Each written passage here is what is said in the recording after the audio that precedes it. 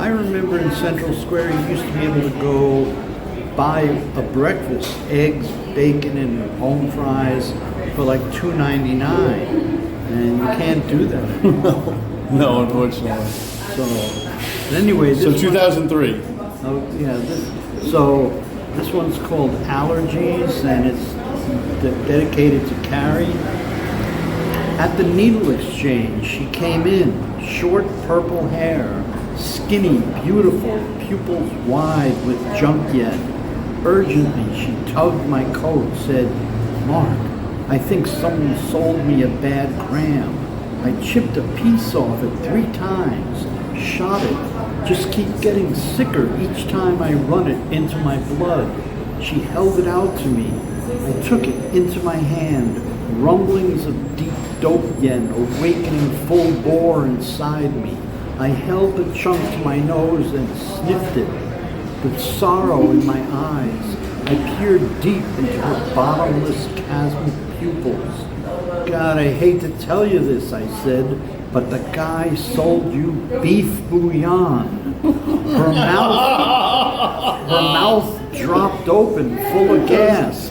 Then she said, "Damn it, no wonder that stuff made me sick. I'm a vegetarian."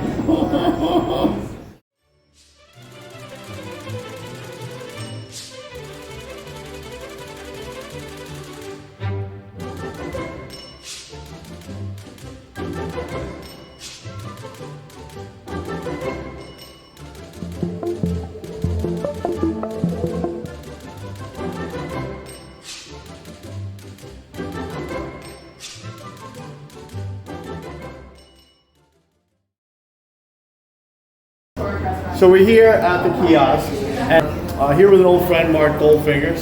Hello. And we're here to talk about spare change. So spare change is an icon paper, really something across the country, internationally actually, known as the first street paper. Founded in 1992 by James Shearer, rest in peace, and Tim Harris and Tim Hobson, who we'll talk about a little bit of the founding, even though I know you came a little bit after. And we of course have to shout out the Homeless Empowerment Project, right, which had a big to do with it. And it's really, there's no overstating it. We've seen in the years since whole trade associations, if you will, comparable papers across the country. I've been in Los Angeles and seen articles from Spare Change in the street paper there. It's a community, and it's like other media. It's been tough these days, but we kind of wanted to, since we're at the kiosk, since we're on the ground here for these interviews, and I'm going to put the now, we really want to talk about, the actual days of being there. So my first thing, and this is the one I'm popping on you, you've been sitting in the middle of Harvard Square for an hour now. What do you bring us back to when you came to Spare Change in about 1993? Like, what did this area look like? What were you doing? And it was a lot different. Yeah. And I was stemming I was begging, with a cup. Right. And I saw this woman selling spare change, and she told me, "Well, you just go." And I said, "Where do you get them?" And she said, "Go down to the office at the old Cambridge Baptist Church, and they'll sign you up, give you 10 free papers. You sell them, and then the papers at that time were 10 cents a piece." Wait, you were getting them for 10 cents? Yeah. So you're selling them for a quarter or for 20 cents? For $1, okay. Yeah. And so we sold papers. And I used to sell originally in front of Dunkin' Donuts in Porter Square, but then I moved to Central Square. How many vendors around were there at that time? At that time? Because this is like heyday, man. God, there was maybe 100 vendors. And let's go beyond Spare Change for a second. Just paint the picture. I think the 90s people, especially, some of my younger reporters don't think of the 90s and really understanding the activism going on, particularly around things like housing, AIDS activism. Just paint the picture of kind of the perfect storm that had led to Spare Change, and that is, you only show up 1 year later. It's, so it's really. Well, a lot of the vendors were homeless. Right. And vendors would spend their profits as they see fit. And so, like, when I started selling spare change, I was a heroin addict. Right. So my profits all went into my arm. How much could you make a day selling spare change? At that time, I could make $100 a day. And so that's basically selling 100. You're making 90 cents a paper or whatever. Yeah. And so you had a spot because there were that many vendors. Right. So you really had a spot, almost not that different from the drug game, really. Yeah, I had a spot. Yeah. And you would stick to that. And then who was your demographic? Who was buying the papers mostly? Students, professionals. Like what were, who were you mostly selling to? Mostly, I was selling to people who worked in Central Square, and a lot of housewives that used to shop in Central Square. The customers were a wide base. And what were they getting? What was most of the content those days? What were people writing about? I know there was there's always a lot of arts and stuff, and we'll get to your role in a lot of that. But as far as the news, what was being covered, and we want to talk about. By the way, I didn't really mention it was founded, quote unquote, to change perceptions and to educate the public by giving ourselves a voice, so writers, and building a bridge between the haves and the have-nots. So just materialize some of that for us. What did that look like in writing? People were writing things about Pine Street Inn. About what it's really like on the ground and stuff like that. What it was like on the street. I wrote fiction, but it could have been true. Like, I wrote a story called The Dumpster, and it was about like two guys who were going into a dumpster to, get cans and stuff like that, and they got into a fight. One guy got stabbed, and he was dead. He was in the dumpster, and somebody else came, another couple, and they came and they climbed down into the dumpster, and all of a sudden he felt something soft, and he looked and he goes, "God, there's a dead guy here," So that's it was my story. So we kind of we went right into you writing for Spare Change, but I think that I started writing for Spare Change in September '94. Okay.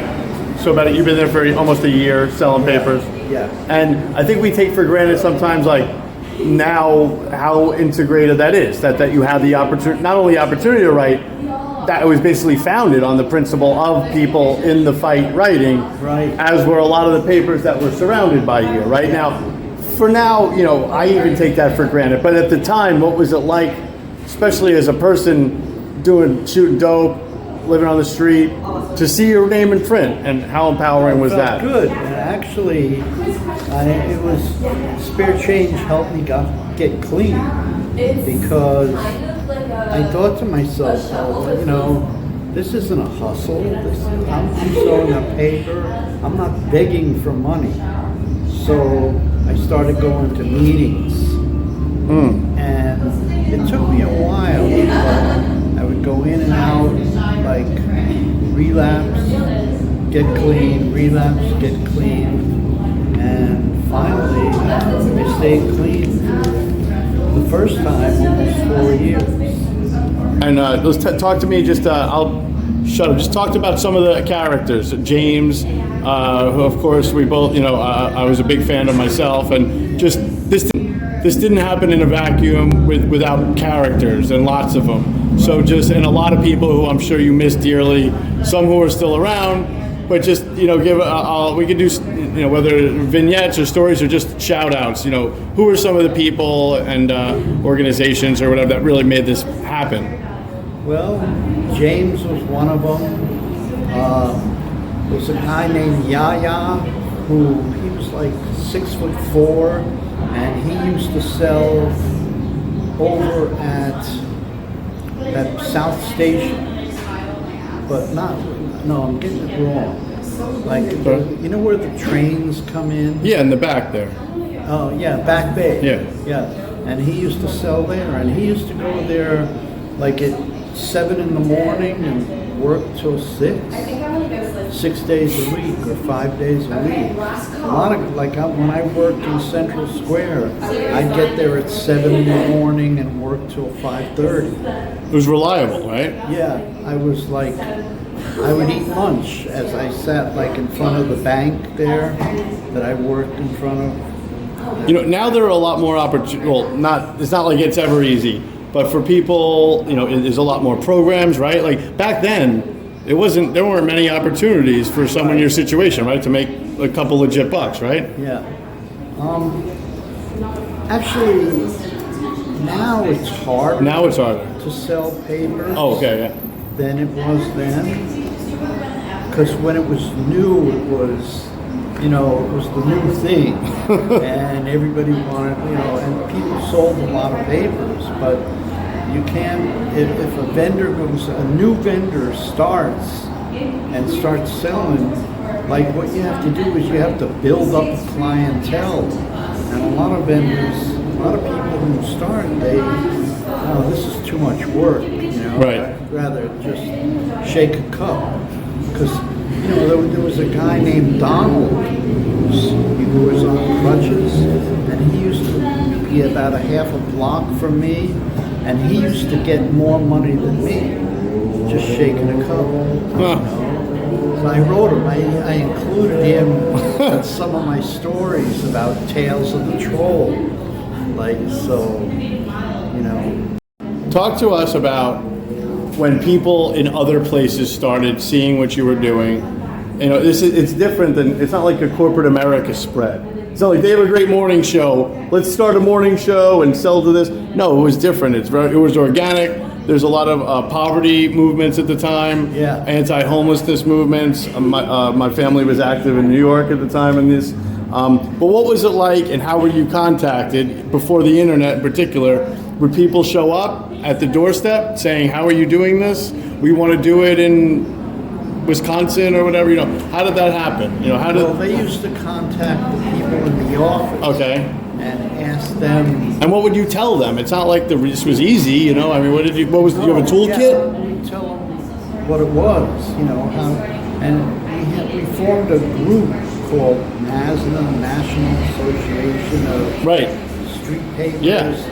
And we used to meet once a year and, come together. What would you say, when was the pinnacle of that? When was that really at its strength? It was at its strength around 1999, 2000. Okay. And then things started to, papers collapsed, people, and then other people, like there was a paper in Florida that had its own method of doing things. Streetwise? Or no, the Homeless Voice. I forget the name. Homeless of it. Voice. Was it in Florida? I think the Homeless Voice, But I they, think so. They had a shelter, and to sell the paper, you had to stay in the shelter and kick back the money, some of it, to the shelter. Oh, so it was a scam. Yeah. So not always a positive outcome. No, it wasn't about a good outcome all the time. What do you think? We've talked about, I'm peppering you with specifics because we're doing this as a living history project. But just even like, you said, obviously the paper helped save your life. But how about other people in general? I mean, what have you, besides the obvious cash in pocket and the immediate news, Yeah. what have you seen as the benefits and the legacy of spare change after all these years? Which by the way, even though it's like a lot of us on hard times sometimes, and it's spare change after all, still exists, and I think that's pretty enduring. Right. So, Yeah. what has been, that greater outcome and experience? What is it about spare change? The greater outcome is that a lot of people who sold the paper went on to do other things. Like there was one guy I knew who bought an old pickup truck with the money he was making, and he put an ad in the paper, haul away, and That's what he did. And little by little, all of a sudden, he was driving a big dump truck. So he was, that's success. That's the real American dream right there. I said, is that what you said? I said, can we do a story about you? He said, oh no, I don't want my name. I don't want people to know I came from there. Well, yeah, hey, I'm sure you got a lot of that though, man. I think we all have. All underground press has a little bit of that. You know what I mean? Yeah. Let's talk about. So one thing I should have said in your introduction as well, but you've also, in addition to, we haven't talked much about arts and cultural coverage, Spare Change. This is a Harvard Square project after all. It's not like Spare Change has been, Spare Change has been a huge part of all of that as well, starting with you, I think, as the resident poet and the Spare Change Poet Laureate for decades. Well, and you also co-edited, not one of those, but a book, a Spare Change poem, an anthology. When I sold the paper, I used to have this one print shop print up small chapbooks, and I used to put the chapbooks on a rack, and I used to sell the paper, and my line was, buy a copy from one of its writers. Spare Change News, buy a copy from one of its writers. And then somebody, but I wouldn't mention the book, and somebody would say, well, are those your books? And then I would talk about the books, and people would buy the books. So it's enterprising once again. I sold hundreds of books. That's great. In Central Square. Over the years. Yeah. So you've got your own books. Yeah. A lot of which are very autobiographical. And I did poetry shows. I did a poetry show at the Cantab. I did a poetry show at Wynn Place in Somerville, Davis Square. Where? Not there anymore? No, it's there. They sell, they're great. They sell ribs and stuff, but the bar downstairs. Oh, Red Bones, yeah. Used to have poetry. Red Bones, right. Red Bones, yeah, that was the name of it. Yeah, I have a little slippage. Hey, I think you've done pretty well so far. Yeah. Today. So what have you tried these days? I know you still write columns. You're a legendary curmudgeon around these parts. I write a column for every paper, but now the paper was only, COVID almost killed us. Right. And the paper now only comes out once a month. So I write like one column a month, and I have people send me poetry, and I pick poems out to send to them. So that's how that is. And would you read us a couple of poems? Yeah. Beautiful. Some of my early poems I wrote when I was in prison, and it was a different kind of poetry. So where were you in prison? Worcester County House of Correction. I forget, Mark, where are you from originally? Huh? Where are you from originally? New Jersey. New Jersey. But I got busted passing through. I was going to trade a pound of pot for a brick of heroin, and it didn't work out. Like, somebody I was with was wanted by the police, and somebody ratted us out. So I wound up doing 2.5 years in. And that's how you became a Massachusetts resident. Yeah, right. That was the first place I lived in, Massachusetts. See, they gave us their best and their brightest from New Jersey. Look at that. Okay, so anyway,